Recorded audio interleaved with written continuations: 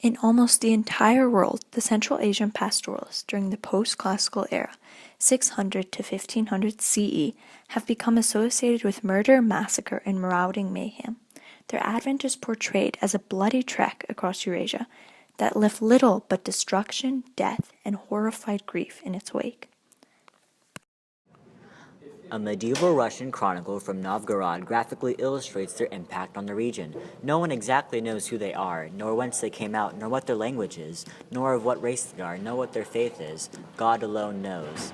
However, Beckwith argues with a passion that I have also suggested that it is high time to stop the injurious appellation of Central Asian peoples as barbarians.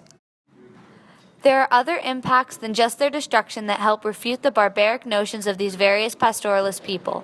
Central Asian pastoralists of the post-classical era, 600 to 1500 CE, played a role in integrating culture through long-distance trade routes, which established their legacy through the new developments in technology and influences in art. The Central Asian pastoralists played a prominent role in Eurasia by integrating communities by facilitating long-distance trade. The Pax Mongolica facilitated movement and trade across Eurasia, but it was not the sole factor behind the general upsurge of long-distance travel and a cultural exchange after 1000 CE. This upsurge was also driven by religious devotion associated with Christianity, Islam, and the Mongolian variation of Christianity, which further fueled commerce and long-distance trade. This long-distance trade led to the development of several flourishing cities that attracted a plethora of merchants, such as Cathay. The trek from Central Asia to Cathay in northern China was arduous and very dangerous, and by uniting all of Central Asia and maintaining overall peace and stability, the Mongols were able to facilitate trade, which reestablished a Silk Road, bonding the continent and allowing their economy to boom. In addition to the reestablishment of the Silk Road, Francesco Pegolotti provided advice to merchants bound for Cathay and helped with business customs, tariffs and taxes of various localities, relative values of different standards of weights, measures, and coinage. Because of the re-establishment of the Silk Roads, the city of Istanbul was a crossroads of trade between the East and the West. The Ottomans made use of the Seljuk caravan, which were about 25 miles away from each other, in order to properly deal with pirates and safely facilitate long-distance trade. According to Al-Jahiz, pastoralists in the post-classical era were very good horsemen and warriors. In addition, the invention and standardization of paper money made it much easier for long-distance trade between Eurasia and all of the lands occupied by Central Asian pastoralists, acquired through their fierce military might and strategic maneuvers, as well as the incomparable skill of the Turkish horsemen, as according to Al-Jahiz, they spend their entire life on a saddle. Through the culture exchange by the spread of technology, the Central Asian pastoralist people of the post-classical era were able to leave a lasting legacy. As pastoralist groups such as the Mongols and Turks expanded, they paved the way for cultural diffusion. They established a united world empire of people by developing new technologies and advances such as gunpowder and paper. This can be seen most clearly in the Mongols and their establishment of an empire spanning over the majority of Central Asia. Because of the vastness and centralization of their empire, as well as the prosperity of new paper money, trade flourished. The Mongols were very effective in the establishment of trade routes and the roads of communication. This led to a new era of technology. One of the most notable technologies developed was gunpowder. First developed by the Chinese, the Mongols aided in the spread of this new invention by advertising the use of it in warfare.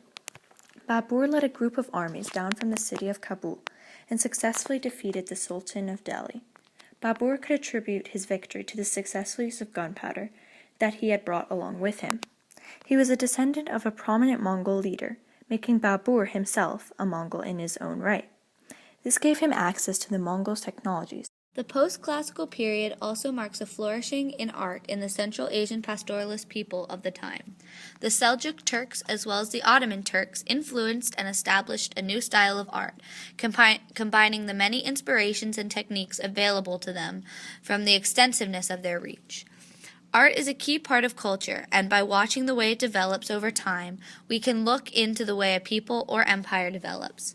Because Art may be characterized in terms of its reflection of life, expression, communication of emotion, or other qualities. Art is the perfect medium for reflecting and viewing the thoughts and influences of a group of people in history. By studying a civilization's art, we are able to see past the collections of data and facts into their thoughts and souls. The Seljuk Turks especially made an impact on Asia. The Seljuk Turks are known especially for their work in Iran. They developed a style that was used for centuries after. This style is seen notably in a special form of mosque they created in Iran. Most distinctly is a vaulted niche they created, also called Nawan. These niches had been seen famously in the Sassanid palaces as well as Parthian creations. Mosques such as these were elegantly used wildly until very recent times. The Seljuk also created a new addition to the classic pottery at the time, figure decorations. These decorations started just as carved or modeled, but developed into elaborate silhouettes painted in color behind a black slip. The silhouettes generally pictured a human animal form, giving archaeologists a better sight into their beliefs. Metal was also used to create anything you could imagine. Bronze was a widely used metal, and the animal theme reappears in the creation of bronze perfume burners in the shape of animals. The Ottomans, a different group of Central Asian pastoralists, also contributed to the art history of the time, also reaching achievements in the building of mosques and other religious buildings, but their achievements spread vastly across every artistic field, from calligraphy to manuscript painting to textiles to ceramics. Cities became renowned for their art. Iznik was renowned for ceramics, Bursa for silks and textiles, Cairo for production of carpets, and Baghdad for the art of books. This development is key because it means a jump in the economic prosperity of the Ottoman Empire, allowing for specialization. The different artistic traditions of both the Ottoman and the Seljuk impacted the different regions under its rule, as well as aiding in the flow of trade and economic prosperity of the time. These traditions can also be seen today in mosques and monuments throughout Asia and the world. Art is a universal language, and through it, the world is united. From the post-classical era till now and on through the future, that will remain a constant. By facilitating long-distance trade through the Silk Road, the pastoralists integrated societies throughout all of Eurasia. Because of this integration, pastoralist groups like the Mongols and Turks spread new and adapted technologies to other lands, which allowed for more prosperity in their empire. In addition, pastoralist art and architecture influenced art in other parts of the empire. Central Asian pastoralists of the post-classical era of about 600 to 1500 CE played a role in integrating culture through long-distance trade routes, which established their legacy through the new developments in technology and influences